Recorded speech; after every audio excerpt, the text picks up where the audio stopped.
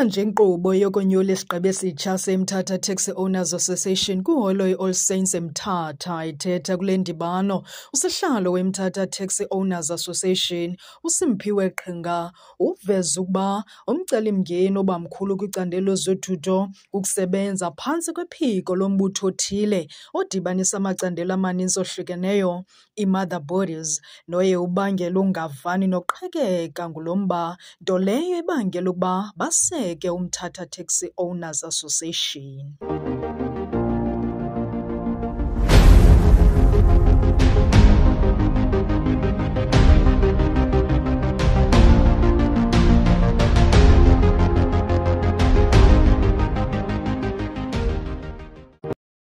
Ethetha kudliwano-ndlebe usekela sihlalo Washington Nombembe ude bakunyulo olutsha lweenkokheli ukuzisa uzinzo kwaye kolu nyulo lwesigqeba esitsha bakwanayo imicelimingeni ekhoyo qokungabhatala kweScholar Transport kwaye oko kubanika ingxaki. Namhlanje sikukonyulwa kwesigqeba esitsha nawe besathetha behalf isigqeba esidala leScholar.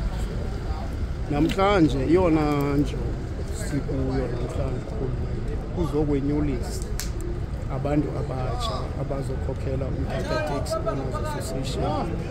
Sinazo ke i-challenge njengoba sitsho umsasazi osecaleni. Eyokuqala kungabhatalwa kwi-Scholar Transport. Isinika ingxaki kakhulu ke ingahulumente bazama uyilungisa. More than 3 months abantu bengasabhatali. Andazi ke ngokucimba bazobhatala ntoni izimoto zezebhanki amavili bawathenga ngoodrayiva bayabhatala. Ngoku iyasixhalabisa kakhulu loo nto leyo. UDeputy Chairperson uqhube wathi barhalela urhulumente asebenzisane nabo ingakumbi kweli thuba nanjengoko kunzima kumba ukuba umntu asebenze ugqiba angabhatalwa. Uthi nanjengoko kunyulwa esi sigqeba sitsha barhalela ukusebenzisana norhulumente ukwathi banenjongo bengulo mbutho kuba phaa phambili bekukhe kwakhona kakhulu i-taxi violence ze abantu abanintsi babuba enanto banenjongo yayo ukuba izinto zingahamba kakuhle ngakubo. Banqwenela ukuthatha uxanduva kubantwana abashiywe ngabazali babo kwizidubedube ze-taxi industry babaqale kumabanga aphantsi de baye kumabanga aphezulu emfundo.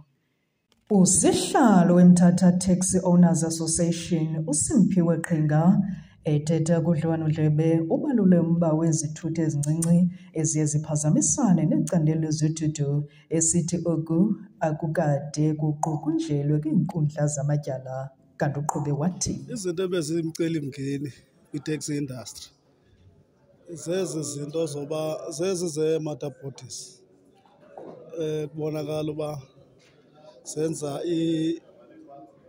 irenki akubikho zinzo ngenxa yazo ngoba sifika ngoku zithatha icala sifuna ukohlula phakathi umbutho.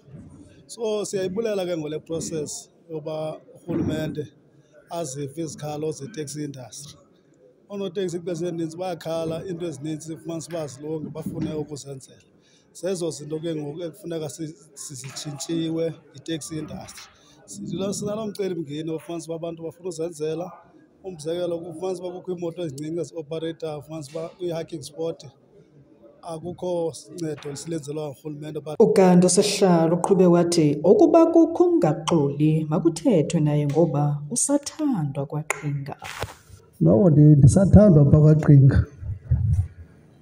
Ningayitrayi into yoba nithi nizandibulala nindicele.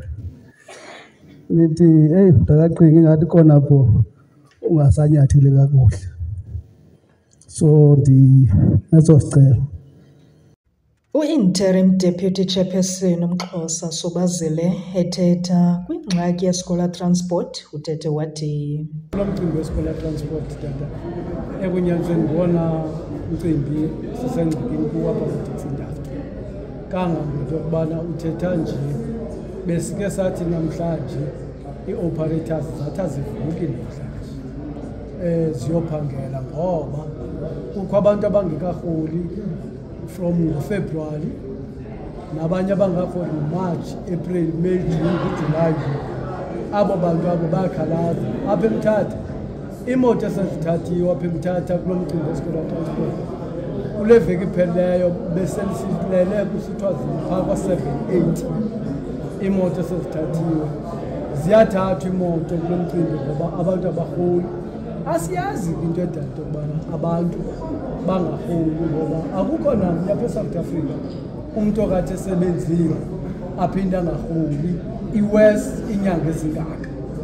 So isiphethe kakubi kakhulu loo nto. Kwi-National Interim Structure yena uthethe wathi ixhomekeke kuni malungu eseMthatha. Akukho Yesu uzawufika.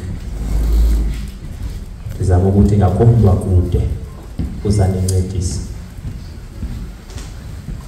Nini abazi isikhokhelo, nini abayazi into mayenzeke ngoluphi uhlobo. Niza kwenje njalo ke. Akukho umuntu uzawusuka kwenye indawo ezoncedisa. Nawo kulaa ndawo ke ayitshoyo kude uthi ithi angadama amagama amabini unyanisile angadanga ngaye nasesithathweni. Kanti singake sime nakwelinye komnye umuntu ingathi le mini ngakapheli kude kwengomso kanakho njalo. Le nto lena incinci kakhulu ukunyula abantu baziyo. Now ndizama ukuthi ke izinkokheli zawo thina sizongqina osikubonileyo mhlaba kokusawuthatha simgqithise phuni.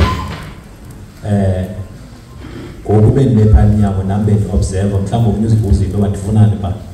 Bendifuna ukujonga into yoba umntu ongenapha unazo lezi zinto kuthiwa makabe nazo. Naw ndiyayingqina into ethi wonke umntu ongenileyo apha unazo, ongenazo makangenanga.